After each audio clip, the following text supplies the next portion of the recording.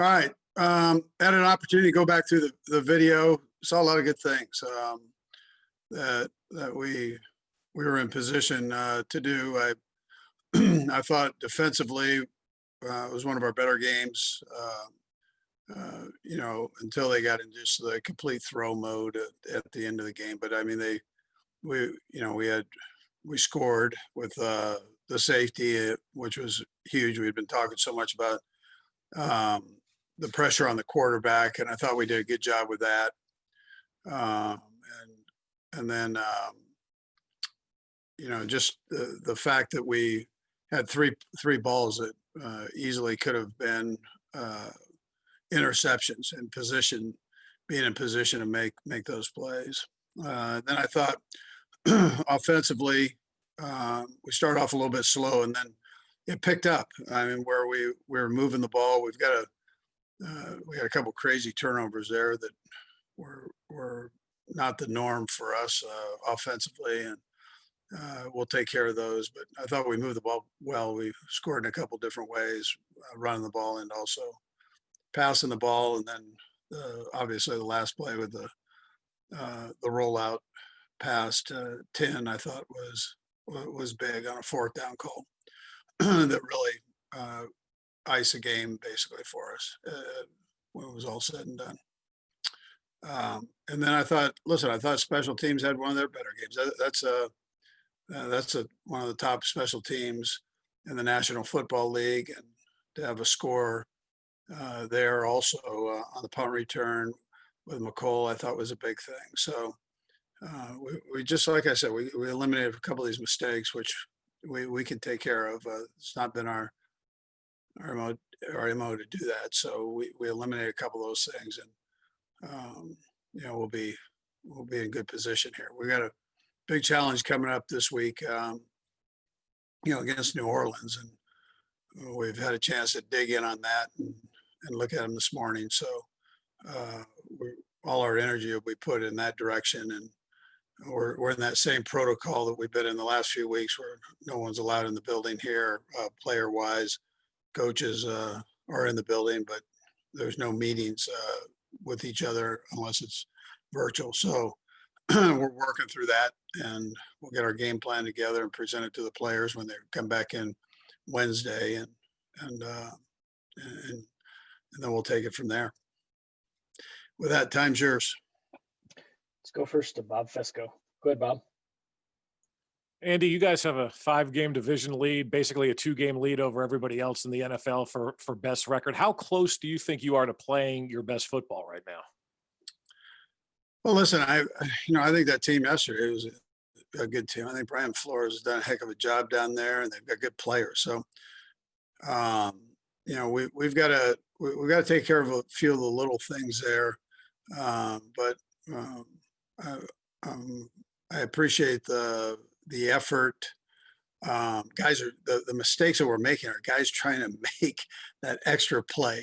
Just that extra little inch to be even better than what you are. And so sometimes you can go a little too far with it, and but that's easier to back down than when you don't have the juice. If you're trying to muster up juice, that's not always a good thing. So this is probably just the opposite of that. And so we're close.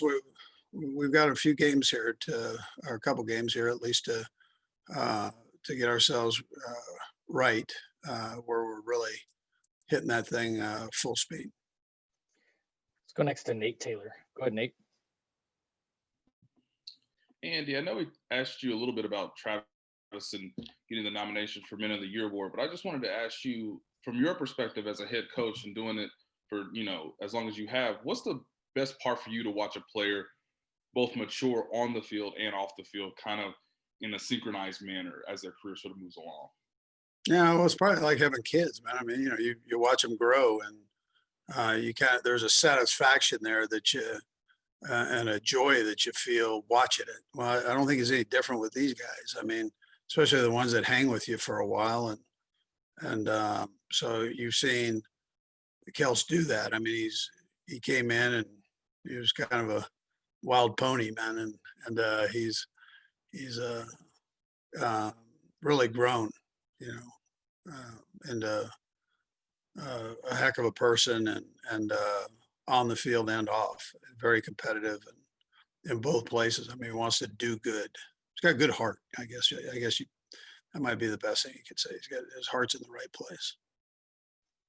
Let's go next to Herbie Tiopi. Go ahead, Herbie. Hey, Coach, good afternoon. What stands out? I got two questions here for you. The first one is, what stands out to you about a Sean Payton offense? And the second one, Coach Payton typically uses Tuesdays to look at every touchdown scored over the weekend, and sometimes he'll use it for some of his stuff. How often do you do that? Yeah, well, we look at everything. I mean, we look at college, pro, everything. So, excuse me, I mentioned this before, but Joe Blademeyer does a real good job with all that. So, we try not to miss too much in that area. Sean does a heck of a job, though. You know that. I mean, you were down there, and he's a real good football coach and time tested, which means something. So he's been there a long time and done very well. Let's go next to Surin Petro. Go ahead, Surin. Coach, I know we've talked about Patrick's mechanics and also his creativity there. How do you balance? What do you say to him when he makes so many great plays and so many unorthodox plays, right? That you tell most quarterbacks don't even try to do it. When one gets away like he had on the one INT that was a little high to CEH, do you just kind of remind him, or do you just stay away from that because you don't want to harness any of that great playmaking ability he has? Now, listen, I mean, we coach him. I mean, that's what we do, and so, and he wants that. That's something that he wants, and he takes very well. But at the same time, I want him to keep firing. I mean, there's no discouragement that takes place. I mean, that's not how we roll. If there's something we can give him to help him, we'll do that, because we understand how he's wired and how receptive he is to it. So, and a lot of times he'll come up and go, "What'd you see? What do I need to do there?" So, and it's not always. Listen, it might be that that Clyde could have moved over a little bit into space where the quarterback could see him. I mean, there are all kinds of things that you work on. It's not always just the one person, but these guys. And this is what's a little bit unique about this team. I would tell you is, Surin, is that these guys want you to coach them. I mean, they want to do the right thing, and they get upset when they don't. And so Clyde, and all of a sudden you see Clyde and Pat together, and they're talking through it, or whatever the situation is. Kelsey first guy off the field. I should have done this on the screen. I mean, those are then the Pat goes, I should have anticipated him bouncing up like that. So it's pretty selfless that way, and they're not one to point fingers at each other, which I mean I think that's really a pretty good thing to have. Let's go next to Adam Teicher. Go ahead, Adam. Hey, Andy, wanted to ask you about Durant and how you felt he did when he got in the game last night. And is he your guy in New Orleans on Sunday if Remmers can't make it back? Yeah, well, we'll see. I haven't met with Andy Heck on all that, but I would tell you that, excuse me, I would tell you that, he did some good things. I mean, he's young, so there's some things he could do that he needs to work on, but he's a great kid. And, again, his heart's in the right place. I mean, he wants to do well. So just a matter of experience, I think, there. Let's go next to Aaron Ladd. Go ahead, Aaron. Andy, I'm wondering on the flight home, or maybe before you hopped on this Zoom call, if you have any chance to look back on the last 5 years and maybe stop and smell the roses a little bit, or is it full steam ahead? What's crazy is you hit the plane and you're watching the video, you're talking to coaches, you're talking to players.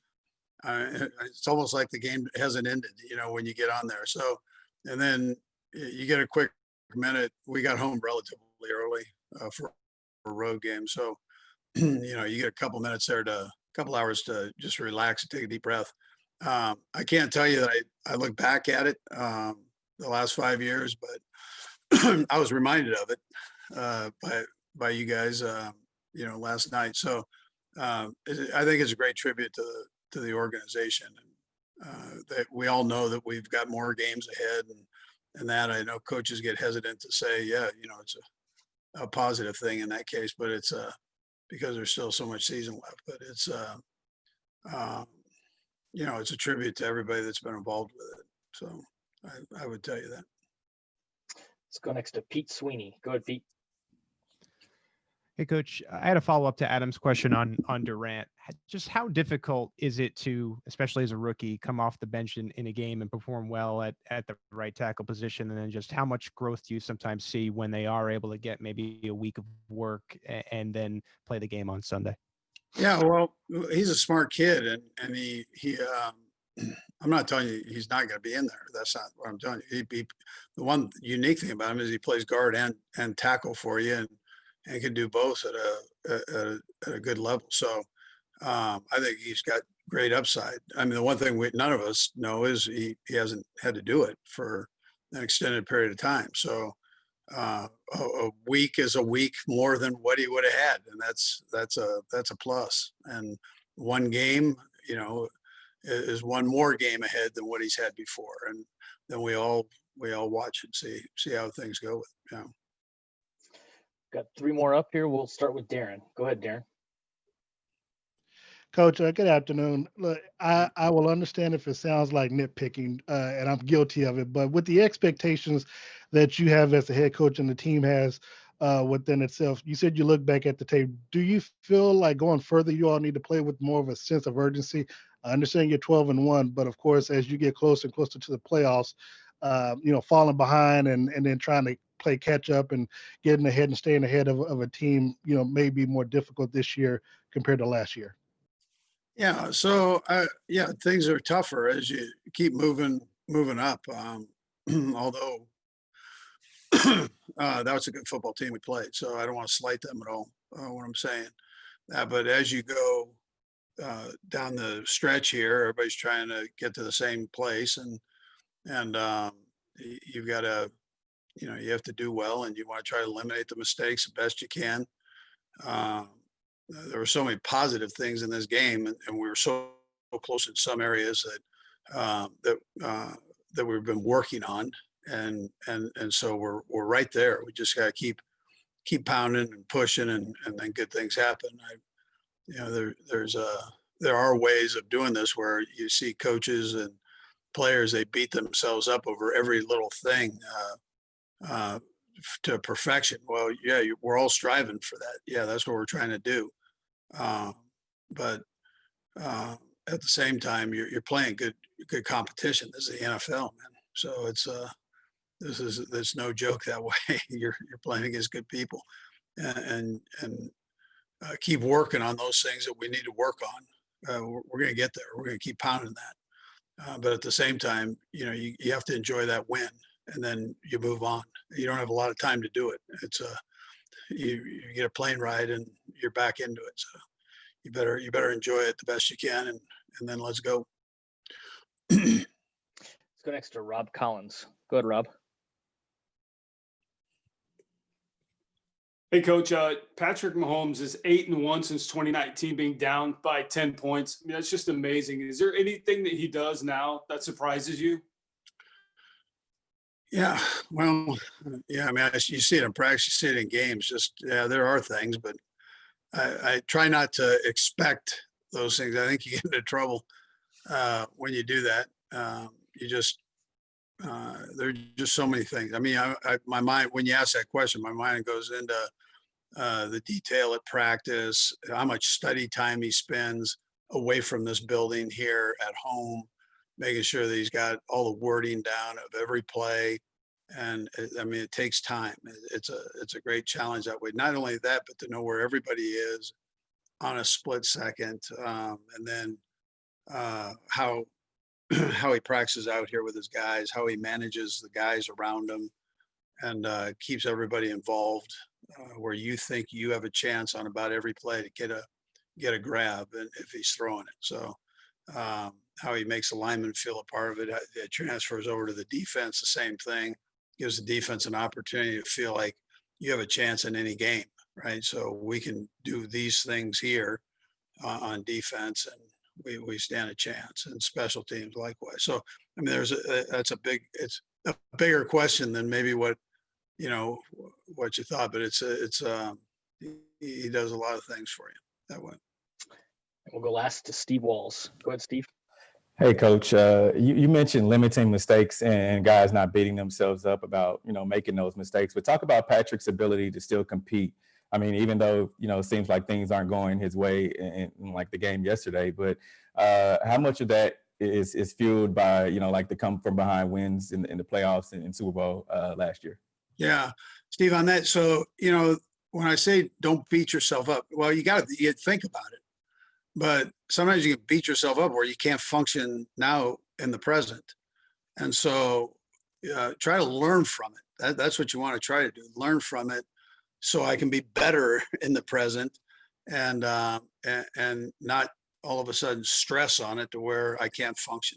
So anyway, that's what I mean by that. But and then Pat's a great example of that. So he makes a mistake. He wants he wants to know why, or he does know why, and he wants to do better, but it's not where he completely tightens up and can't play and let his personality show through his play. So and I think that's important for guys to do. I mean, I've seen, as you have, I mean, we've seen it done the other way where guys they lock up and they become like too small up here to handle it. But anyways.